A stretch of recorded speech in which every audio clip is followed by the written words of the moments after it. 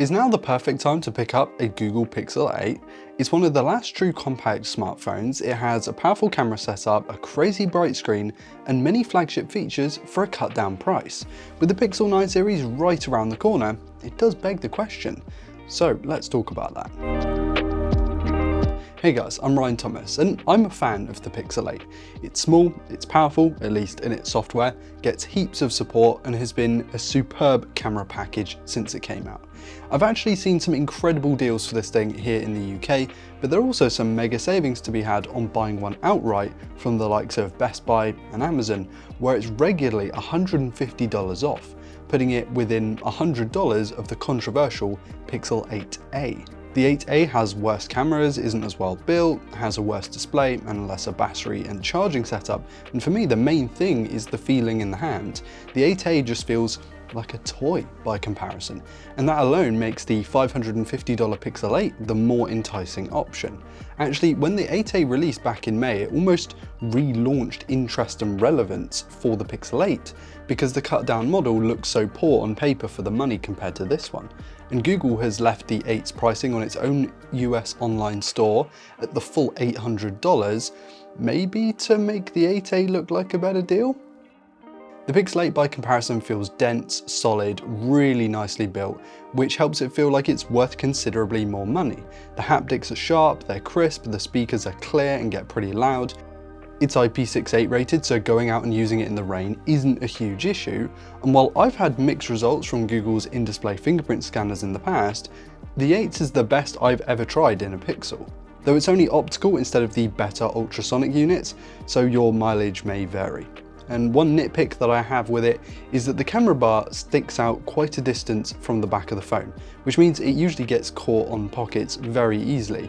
But the first party case that I have here actually alleviates this issue, so it's not a bigger problem. There have been a few updates since the 8 came out. It's still on Android 14, just about to get Android 15 pretty much any day now.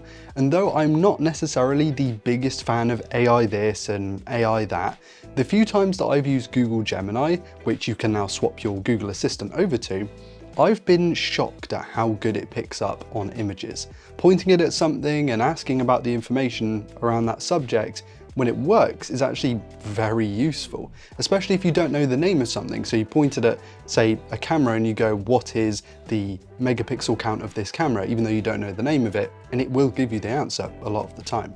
It's a very powerful feature to have in your pocket. Google is of course promising updates for the 8 for another 6 and a bit years, which makes longevity from a software perspective one of the best that you can get on an Android phone. However, from a hardware perspective, I'm not sure you're going to want to hold on to this thing for that long. See, when it first came out, it was clearly an improvement over the Pixels that came before it, with Tensor in its third iteration looking like a promising step up in connectivity, in performance and in efficiency. However, since then, and I've used my Pixel 8 unit a fair bit, it's not really aged that well. It's done that age-old Pixel thing of just feeling sluggish at times. Like, it's not slow, but it takes the edge off of that crisp performance of the Snapdragon 8 Gen 3 phones out there.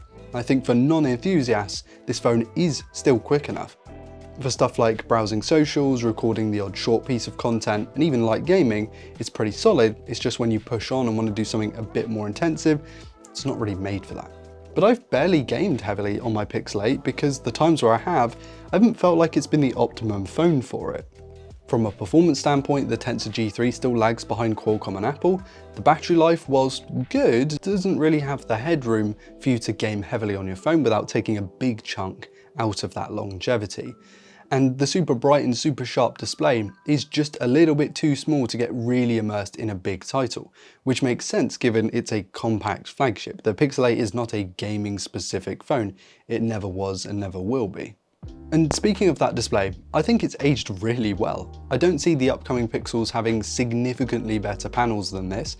It's super bright, very easy to read in direct sunlight, which we've actually had quite a lot of here in the UK. Its flat front glass makes it really easy to use, even one-handed with the swiping in gestures because it has a slight taper to the edge of the glass. And the 120Hz refresh rate keeps it feeling pretty responsive too. Since it's adaptive, it's not locked at 120, so it's definitely not the smoothest panel I've tried, though this could also be a result of the Tensor G3 just not being able to keep up. But it really is a nice display at a size that I think a lot of non-techie people are going to enjoy. I know a good chunk of people who've bought these on sale, not because of the performance, but because it's just not an enormous phone. Even with a case on this thing, it is not that big a phone and is easy to get in and out of your pocket. And I really hope we see this continue with the Pixel 9, 10 and 11. Having a nice small option is just so nice to have. But of course, this diminutive size comes at the cost usually of battery life. Though I wouldn't worry heaps because the 8 still lasts me a full day, absolutely no problem, even with my Garmin watch connected to it 24/7 via Bluetooth. Batteries in smartphones these days have become very, very good, and this will keep you going throughout the day. The 27-watt wired and 18-watt wireless charging aren't rapid by any means, so this is more of a charge your phone overnight kind of deal, not a frantically top it up during breakfast kind of thing. We all know what Google Pixels are capable of when it comes to their cameras, and though the 8 has a pretty heavily cut down hardware setup compared to the Pro, with a lesser ultra-wide camera and no dedicated telephoto to speak of, it's still one of the most reliable and dependable point-and-shoot packages in a smartphone.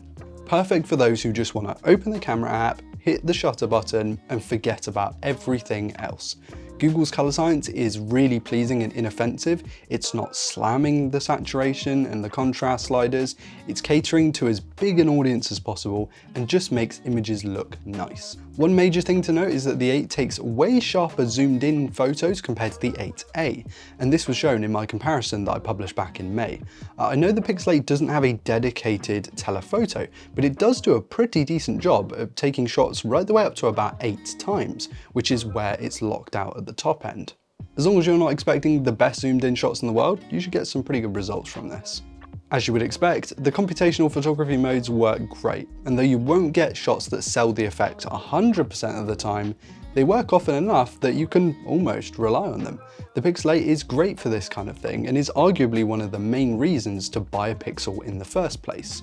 It's not about the hardware, it's all about that software trickery. Even the video Ultra HD 4K 60 or Full HD 240 for the slow motion is really natural and looks clean out of the Pixel 8. I know we're in 2024 and I should expect it, but it still shocks me just how good camera phones can be, even in this diminutive size. Audio Eraser, Magic Eraser, Magic Editor, and Top Shot are all mega handy to have in a pinch. They do a great job of enhancing and rounding out the camera package, as you might get some of these features on other phones, but you won't get all of them. So if you want the most comprehensive software suite, it's always worth having a look at the Pixels. But in the States, this phone has a major competitor in the OnePlus 12R, whose software isn't nearly as powerful, nor is it as supported for as long, but whose hardware in the screen, the performance, the battery life, and the charging are all kind of a league ahead. For me, it would be really hard to pick between these two in the US, but the OnePlus offers heaps of value and I think will be the easier phone to live with going forward, thanks to its stellar battery life and nippy performance. So, is it the right time to buy a Pixel 8? Well, I think if you can wait just a little bit longer, you'll be able to get even more money off when the new models come out, which is probably not that far away. And if you can get this for around $500 or less, this phone is an absolute steal. What do you think of the Pixel 8, guys? Are you a fan? I have a bit of a soft spot for the Pixel devices. The Pixel 8, being as small as it is, it just calls to me. Let me know what alternatives you have to the Pixel 8 in the comment section. And while you're down there, hit like if you enjoyed today's content and subscribe if you're new to never miss another upload. I've been Ryan Thomas and I'll catch you later. Cheers.